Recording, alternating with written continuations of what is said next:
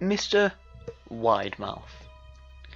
Written by Perfect Circle 35. During my childhood, my family was like a drop of water in a vast river, never remaining in one location for long. We settled in Rhode Island when I was 8, and there we remained until I went to college in Colorado Springs. Most of my memories are rooted in Rhode Island. There are fragments in the attic of my brain which belong to various homes we had lived in when I was much younger. Most of these memories are unclear and pointless, chasing after another boy in the backyard of a house in North Carolina, trying to build a raft to float on in the creek behind the apartment we rented in Pennsylvania, and so on. There is one set of memories which remains as clear as glass, as though they were just made yesterday. I often wonder whether these memories are simply lucid dreams produced by the long sickness I'd experienced that spring, but in my heart, I know they're real. We were living in a house just outside the bustling metropolis of New Vineyard, Maine, population 643. It was a large structure, especially for a family of 3. There were a number of rooms I didn't see in the 5 months we resided there. In some ways, it was a waste of space, but it was the only house on the market at the time, at least within an hour's commute to my father's place of work. The day after my 5th birthday, attended by my parents alone, I came down with a fever. The doctor said I had mononucleosis, which meant no rough play and more fever for at least 3 weeks. It was horrible timing to be bedridden, because we were in the process of packing our things to move to Pennsylvania, and most of the things were already packed away in boxes, leaving my room barren. My mother brought me ginger ale and books several times a day, and these served the function of being my primary form of entertainment for the next few weeks. Boredom always loomed just around the corner, waiting to rear its ugly head and compound on my misery. I don't exactly recall how I met Mr. Widemouth. I think it was about a week after I was diagnosed with mono. My first memory of the small creature was asking him if he had a name. He told me to call him Mr. Widemouth because his mouth was large. In fact, everything about him was large in comparison to his body. His head, his eyes, his crooked ears. But his mouth was by far the largest. "You look kind of like a Furby," I said, when he flipped through one of my books. Mr. Widemouth stopped and gave me a puzzled look. "Furby? What's a Furby?" he asked. I shrugged. "You know, the toy. A little robot with big ears. You can pet and feed him, almost like a real pet." "Oh." Mr. Widemouth resumed his activity. "You don't need one of those. They aren't the same thing as having a real friend." I remember Mr. Widemouth disappearing every time Mother stopped in to check on me. "I lay under your bed," he later explained. "I don't want your parents to see me, because I'm afraid they won't let us play anymore." He didn't do much those first few days. Mr. Widemouth just looked at my books, fascinated by the stories and pictures they contained. The third or fourth morning after I met him, he greeted me with a large smile on his face. "I have a new game we can play," he said. "Wait until after your mother comes to check on you, because she can't see us play it. It's a secret game." After my mother delivered more books and soda at the usual time, Mr. Widemouth slipped out from under the bed and tugged my hand. "We have to go to the room at the end of this hallway," he said. I objected at first, as my parents had forbidden me to leave my bed without their permission, but Mr. Widemouth persisted, until I gave in. The room in question had no furniture or wallpaper. Its only distinguishing feature was a window opposite at the doorway. Mr. Widemouth darted across the room, gave the window a firm push, flinging it open. He then beckoned me to look out at the ground below. We were on the 2nd story of the house, but it was a hill, and from this angle, the drop was a lot farther than the 2 stories due to the incline. "I like to pretend play up here," Mr. Widemouth explained. I pretend that there is a big soft trampoline below this window, and I jump. You pretend hard enough, you bounce back up like a feather. I want you to try. I was a 5-year-old with fever, so only a hint of skepticism darted through my thoughts as I looked down and considered the possibility.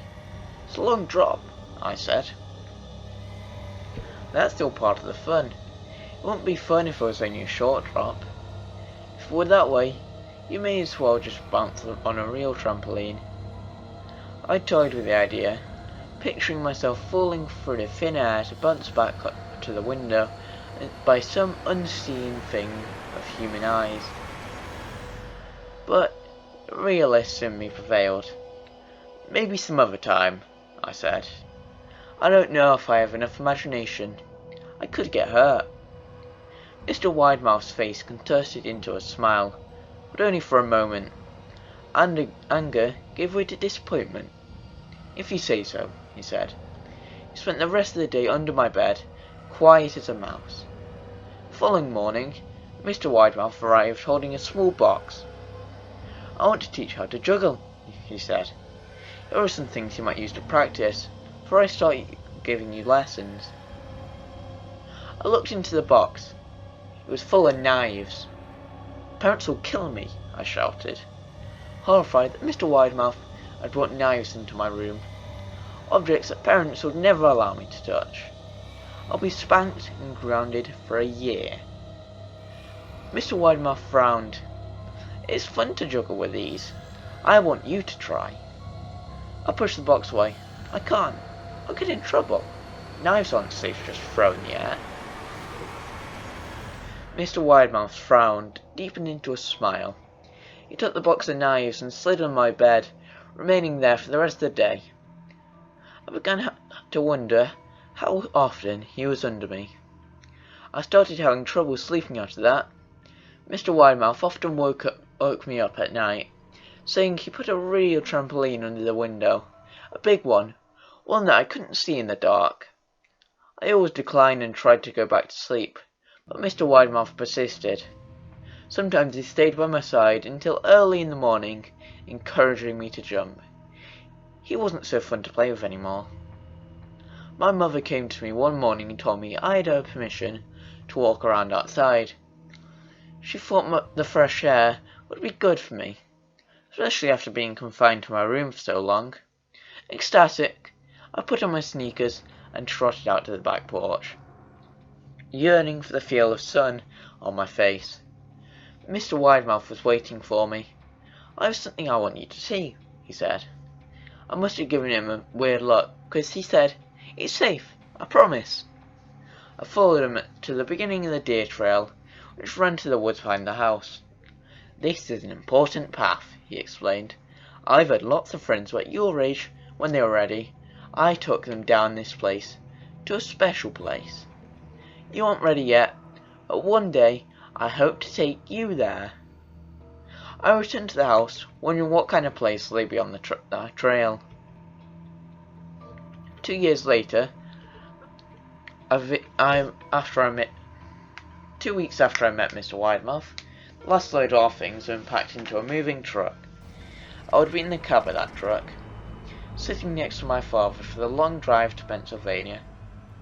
I considered telling Mr. Widemouth that I would be leaving, but even at 5 years old, I was beginning to suspect that perhaps the creature's intentions were not to my benefit. Perhaps what he said otherwise wasn't to my benefit. For this reason, I decided to keep my departure a secret. My father and I were in the truck at 4 a.m. He was hoping to make it to Pennsylvania by lunchtime tomorrow, with the help of an endless supply of coffee and a 6-pack of energy drinks. He seemed more like a man who was about to run a marathon than one who was about to spend 2 days sitting still. Early enough for you? He asked. I nodded and placed my head against the window, hoping for some sleep before the sun came up. I felt my father's hand on my shoulder. This is the last move, son, I promise. I know it's hard for you, as sick as you've been. Once Daddy gets promoted, you'll We can settle down and you can make friends. I opened my eyes as we backed out to the driveway. I saw Mr. Widemouth silhouette in my bedroom window. He stood motionless until the truck was about to turn onto the main road. He gave a pitiful little wave goodbye, steak knife in hand. I didn't wave back. Years later, I returned to New Vineyard. The peaceful land was burnt now, empty except from the foundation of the house. Out of curiosity, I followed a deer trail that Mr. Widemouth had shown me. Part of me expected him to jump out from behind a tree and scare the living bejesus out of me. But I felt that Mr. Widemouth was gone, somehow tied to the house that no longer existed. The trail ended at New Vineyard Memorial Cemetery. I noticed that many of the tombstones belonged to children.